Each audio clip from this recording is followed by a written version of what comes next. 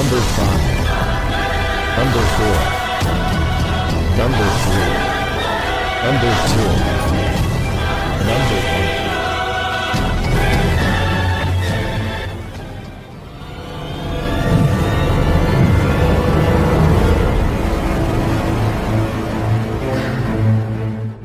Pakar dan spesialis ilmu vibrasi antara diri Tuhan dan alam semesta, ilmu metafisika modern, ilmu kebatinan, ilmu pusaka dan benda bertuah. Update video terbaru dengan mengklik gratis, subscribe dan lonceng notifikasi gratis, dan selamat menikmati.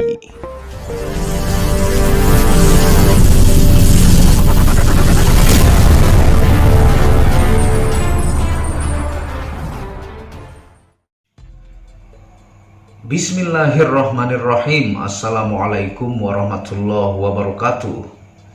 Alhamdulillahirabbil alamin, wassalatu wassalamu ala asyrafil anbiya'i wal mursalin sayyidina Muhammad wa ala alihi wa sahbihi ajma'in.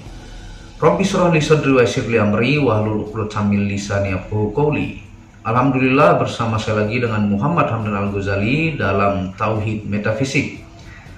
Pada kesempatan yang berbahagia ini kita akan membahas tentang video jika menjalani hidup Anda mengharapkan pengakuan manusia, maka bisa menghancurkan hidup Anda. Nah, tonton video ini sampai selesai supaya Anda mengerti, tidak gagal paham dan tidak menjadi fitnah karena kegagalpahaman Anda. Nah, tentunya semua manusia itu memiliki watak dasar, yaitu ingin diakui manusia lain eksistensi dan kehebatannya, ingin merasa berbeda dengan manusia lain, ingin dianggap lebih, memiliki hal spesial dibandingkan manusia lain, sehingga itu akan memicu karakter dasar itu untuk hidup atas pengakuan orang lain. Mana contoh-contohnya ya? Misalnya Anda melihat tetangga Anda baru membeli TV flat ya, yang LED, yang besar. Nah, karena ekonomi Anda kurang mencukupi, karena Anda tidak mau kalah dan ingin diakui juga oleh orang lain bahwa Anda mampu, sehingga gaji Anda yang pas-pasan Anda paksa ya mengkredit TV supaya Anda ingin sama seperti mereka, dan akhirnya kebutuhan Anda menjadi semakin sempit ya untuk membeli kebutuhan pokok lainnya. Anda melihat tetangga Anda lagi membeli motor baru, Anda tidak mau kalah, Anda ngeredit lagi dengan Anda punya dana atau uang yang pas-pasan, sehingga menyiksa diri Anda ya. Ada juga misalnya tetangga membangun rumah tingkat, karena Anda tidak mau kalah, Anda rela pontang-panting ya, Anda rela ngutang di bank supaya rumah Anda pun ditingkat dan tidak mau kalah dengan orang lain. Nah, ketika sifat ini ada dalam diri manusia, maka inilah penyebab kemiskinan utama ya. Kemiskinan utama yang menghancurkan hidup, menghancurkan ekonomi diri Anda dan keluarga. Karena banyak orang cerai ya. Saya juga kadang tidak sengaja melihat video penyiksaan anak kecil gara-gara minta uang kepada emaknya belanja. Nah, itu akibat pengaturan ekonomi yang salah, yang kalah oleh gengsi. Bahkan banyak dari kita sekitar ya, ada kita punya anak misalnya ya, temannya membeli motor sport baru. Akhirnya si anak ini memaksa orang tua supaya tidak mau kalah gaya ya, sehingga menjual aset tanah yang sisa-sisanya dia punya ya, satu-satunya untuk dia bergaya ya, karena untuk bersaing gengsi, untuk menunjukkan ini loh saya orang yang spesial. Akhirnya tanah ini dijual ya, investasi yang terus harganya semakin naik, kalah dengan, kalau bahasa ekonominya adalah liabilitas ataukah pengeluaran, dan tidak menjadi aset. Ini akan menciptakan gengsi. Kebanyakan ekonomi yang semakin anjlok pada diri seseorang itu karena kegengsian ataukah pengakuan diri tersebut, ya. Dan dari pengalaman saya pribadi, banyak yang saya lihat gajinya 7 juta teman ya, ada yang 8 juta, ada yang dia gaji 12 juta suami istri, tapi tidak mampu untuk membeli rumah, ngontrak terus, selalu kekurangan dalam kesehariannya. Nah, biasanya gaji orang 3 juta itu cukup ya, bahkan ada lebih untuk nabung. Nah, ketika dia watak pengakuan diri dengan orang lain ini tinggi, maka dia gaji 7 juta pun tetap kurang ya, karena gaji yang gede itu searah dengan kegengsian ataukah gaya hidup yang dia jalani. Nah, itu kalau dalam bisnis ataukah cara-cara menuju pengaturan ekonomi untuk sukses itu sangat jauh untuk bisa maju ya. Dalam pembuktian saya pribadi ya, saya penghasilan dari dulu pernah merasakan gaji 1.500.000 per bulan ya, gaji 3.300.000 pernah ya. Pernah saya juga lumayan gajinya pernah, dan berbisnis juga dapat lumayan pernah, bangkrut juga pernah. Nah, sebenarnya rahasianya adalah di pengaturan ekonomi kita yang jangan coba sekali-kali kalah dengan pengakuan itu. Anda merasa spesial. Jadi belilah apa yang Anda butuhkan ya, bukan apa yang Anda gengsikan. Nah, dari perjalanan pengalaman saya itu, meskipun dulu gaji saya ya di Jabodetabek itu di Tangerang itu gaji 3 juta sekian, saya masih dapat nabung 500.000 per bulan untuk anak dan istri ya. Belum bayar kontrakan, belum beli bensin untuk berangkat kerja dan sebagainya. Saya atur sebaik mungkin. Nah, karena pengaturan itulah yang menyelamatkan kita untuk ke depan, sehingga itu terus saya lakukan sampai detik ini ya. Dan terkumpul sehingga saya mampu membeli rumah kecil dengan gaji yang sebesar 3 juta, dengan kadang saya bisnis sampingan ya. Dan cara mengakali untuk makan ataukah kebutuhan anak istri tentunya dengan membeli sayur ya. Kita sering ke tempat-tempat tukang sayur, dan kalau dekat pasar bisa ke pasar yang lebih murah. Misalnya satu ikat kangkung itu harga 3.000 ya. Kalau kita beli cabai dan sebagainya tidak terlalu besar, dan kita tetap beli beras itu sebagai hal pokok yang wajib ada dalam keluarga. Nah, ketika kita sudah siap beras, lauknya gampang ya. Nah, kita bikin tumis kangkung dengan kuah yang agak pedas ya. Kita beli tempe itu sudah sangat luar biasa ya. Dan sangat cukup ya, 3 juta bahkan dapat nabung ya.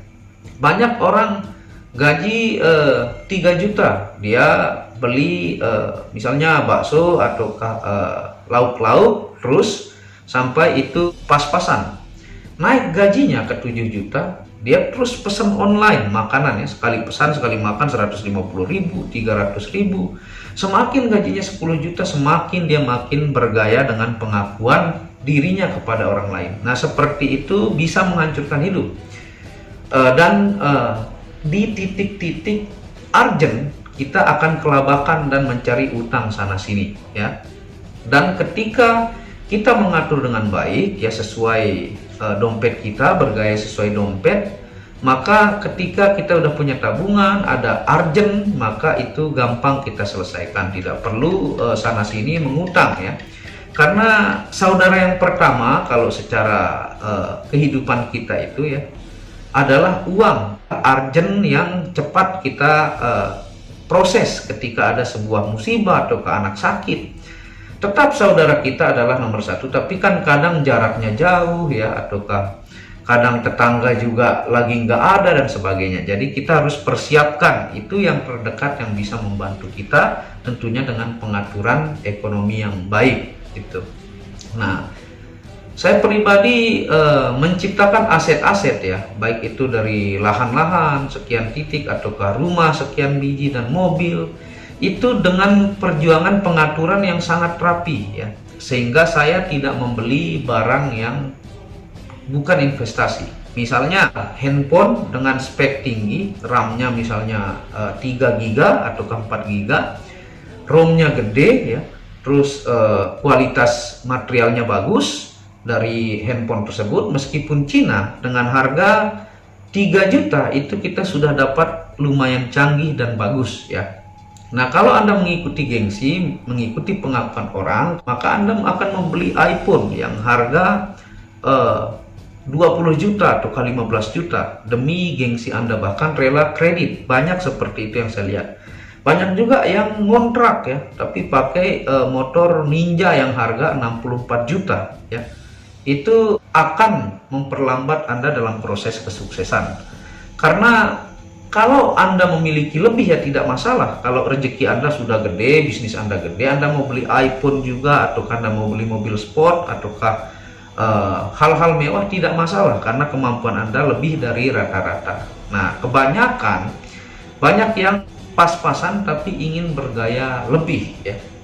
Dan saking pengen kerennya juga, punya dana pas-pasan membeli mobil second karena dia tidak tahu untuk biaya makan dari si mobil ini sangat mahal. Penyok sedikit, saya pernah perbaiki mobil saya, ketok magic sekali penyok itu 2,5 juta saya ketok magic, belum dicat lagi, itu satu blok sekali cat 3 juta yang kualitas bagus, belum bensinnya, belum Anda pikirkan aki, belum Anda pikirkan tol.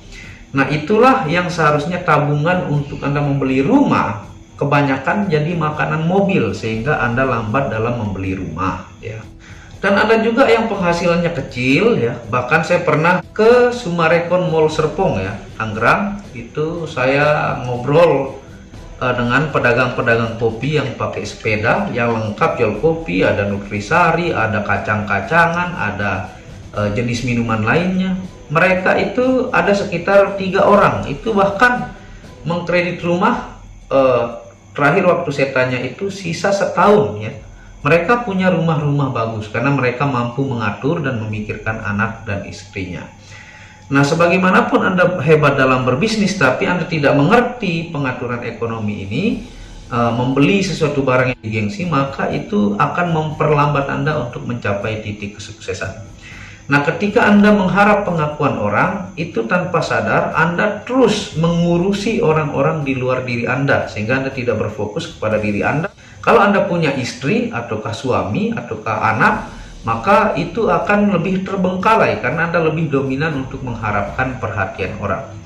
Dan dalam pengakuan diri ini juga banyak yang terperosok juga, makanya banyak masyarakat kita mengagumi artis sampai berlebihan ya. Kalau artis favoritnya itu sangat apal kegiatan sehari-harinya, jam mandinya, terus anak artis ini lagi ngapain dia hafal dan sebagainya, sehingga dia lebih fokus kepada ngefans kepada artis tersebut, tapi sama dirinya lupa. Nah, kebanyakan orang banyak mengurus orang lain, terlalu peduli sama orang lain, tapi dirinya dilupakan.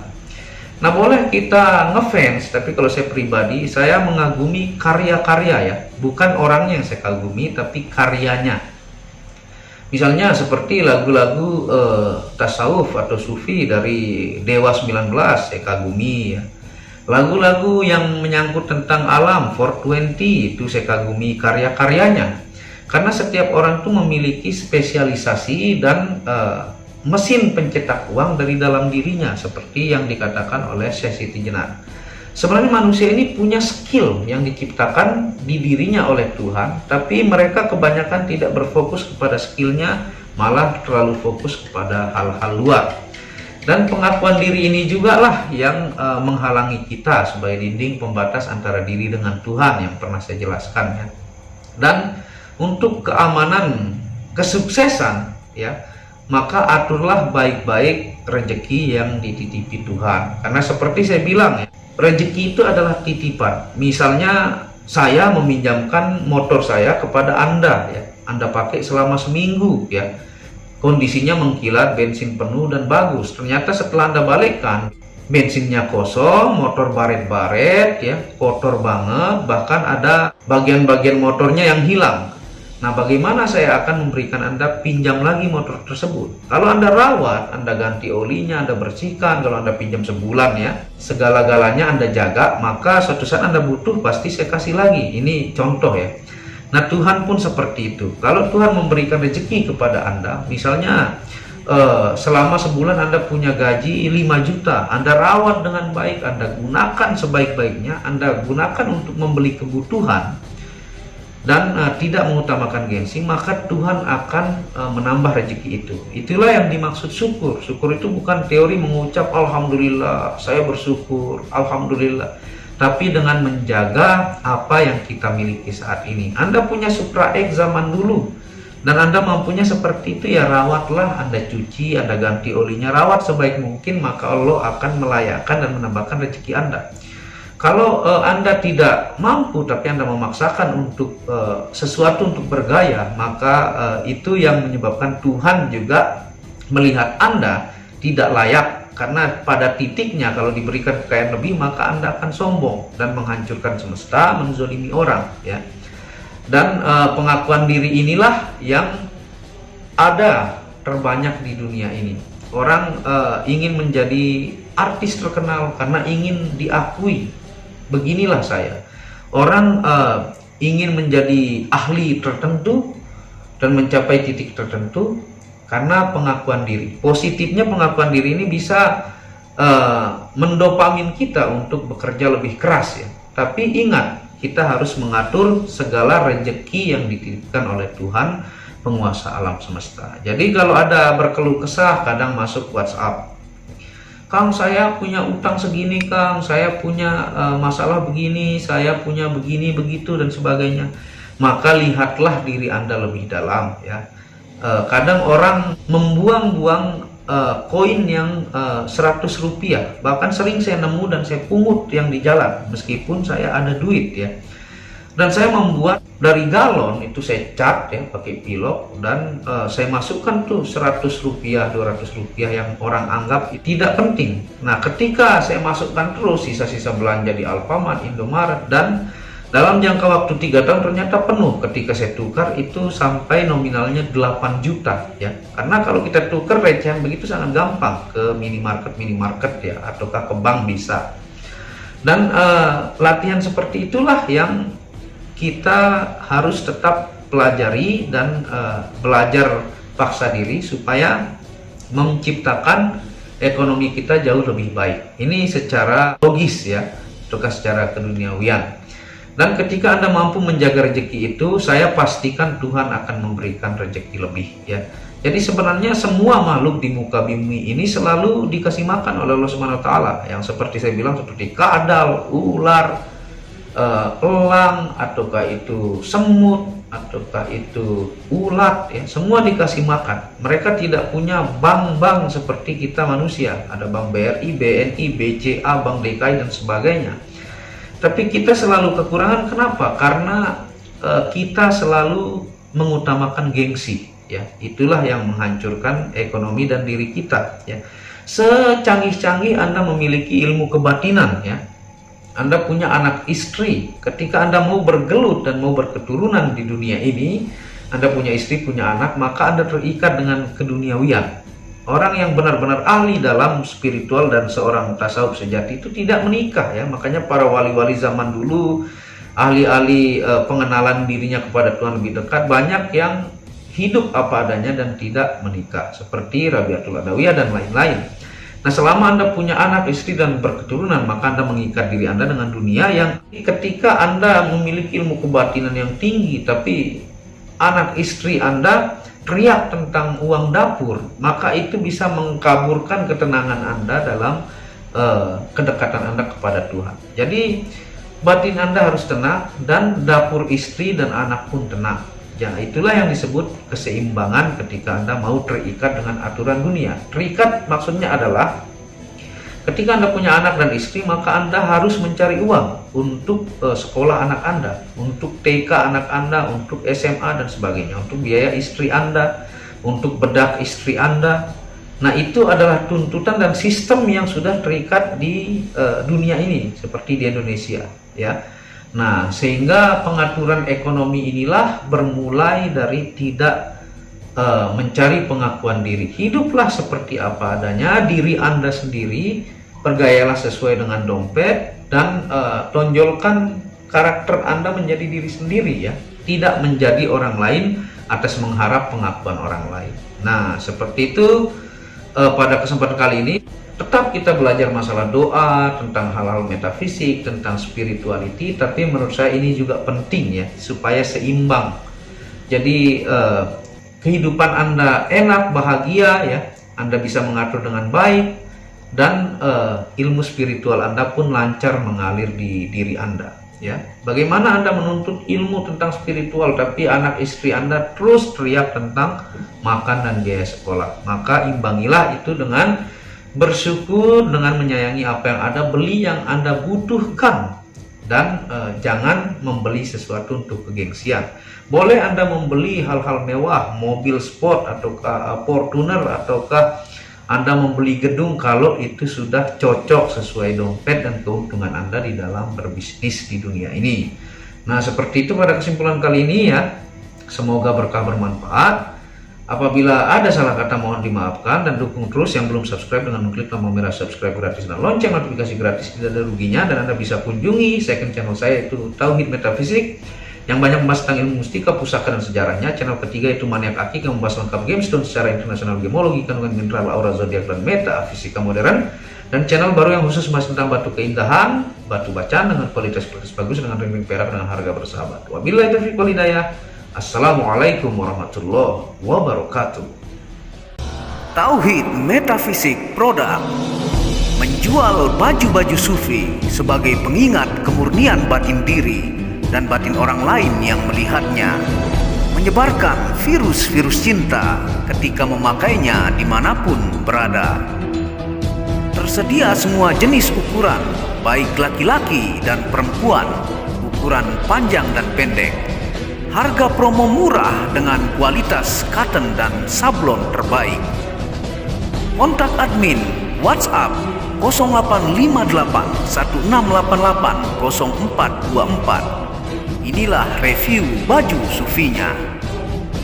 Baju sufi yang pertama, logo Tauhid Metafisik, lambang Tauhid. Yang di belakang yang ada hanya satu.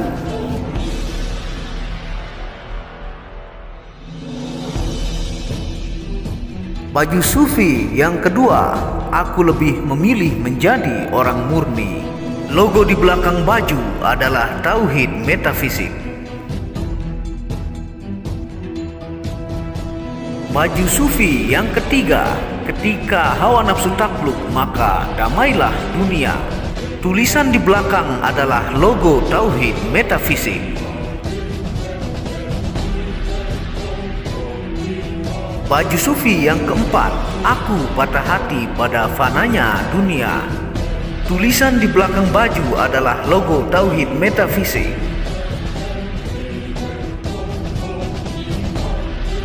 Baju sufi yang kelima, suara nuranimu bersih dan murni. Tulisan di belakang baju adalah logo Tauhid Metafisik.